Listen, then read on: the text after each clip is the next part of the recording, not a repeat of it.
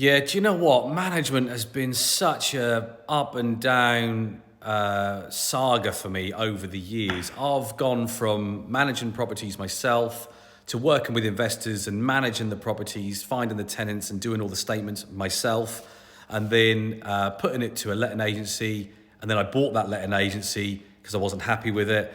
And then taking the properties out of my own management agency, letting agency, and selling it, and then employing someone in-house, then putting them to two or three different third-party separate businesses as letting agencies, as management agencies. And I can categorically tell you, nothing has been easier than just doing it yourself. Don't get me wrong, I do use management agents for tenant find on some properties. The ones that I really just don't have the motivation to fill. I'll give you an example. I had 4 flats that I converted. They sat there furnished for nearly a year. I really intended to do it myself. I even did a couple of adverts, but I was getting replies, and when people just sounded like they were twisters and, messes and all this shit, I just didn't bother. I'm just like, I'm not a people person. So after a year, I realised I'd lost so much money in rent that I just chucked him at a letting agency.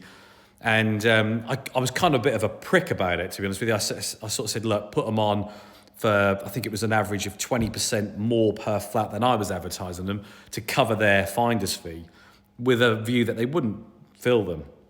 And they did. They filled them all really quickly. And now that project, with another house that I've got on the site, is one of my best producing projects in terms of cash flow. So I think letting agencies, you have to kiss a lot of frogs, like builders, but it's more so. And what you tend to find is they perform pretty good to start with, but when it plateaus, they definitely don't deliver long term.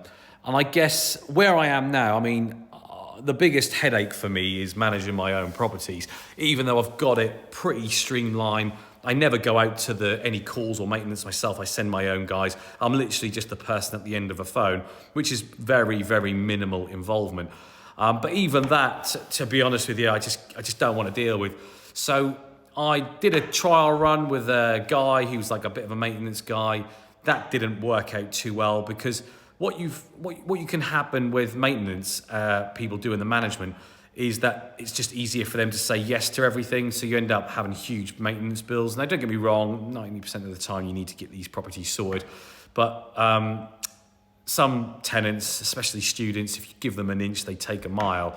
So that didn't work out. And I've decided to use one of my own guys, my own builders, to be the point of contact. So he's not the management agent, but he's the point of contact should anything go wrong, because he's the guy I send out anyway to sort the issues out. And I know him and I trust him 100%. And I think that for me is probably as far as I'll take it. When I do eventually employ a bookkeeper, because that's another headache for me, I might try and amalgamate the two roles into that if someone's got experience with management. The reality is, when it comes to managing your own properties, it's actually straightforward, even though I have had a bit of a moan. And the cost, even at 5% on a property portfolio, which is close to 100 houses or flats, and hundreds of tenants, you're talking about thousands of pounds. And when you break it down, the time to manage a property is very, very little. It's not even a full-time salary. And the management charge at like 5%, even 3% on my own portfolio would be like having 4 full-time members of staff. So it just doesn't add up. And I don't even want to employ someone at this moment in time full-time to be on the books, because I just don't want the headache. So I've gone through pretty much every cycle you can think of in terms of managing my own properties. And I guess where I am now is I need to start focusing on a different part of my business, growing a different part of my business. And in order to do that, I need to be completely arm's length of my portfolio, kind of how I've been with the commercial business. And it's not the cost, it's having the right person in place. And I think amalgamating 2 roles into one is a good way to do that. And having incentives to get properties filled quickly is also essential. But just last year, I gave all of my student houses to a letting agency who'd done pretty good, done a pretty good job for me in terms of finding tenants. But when it came to students, they completely dropped the ball.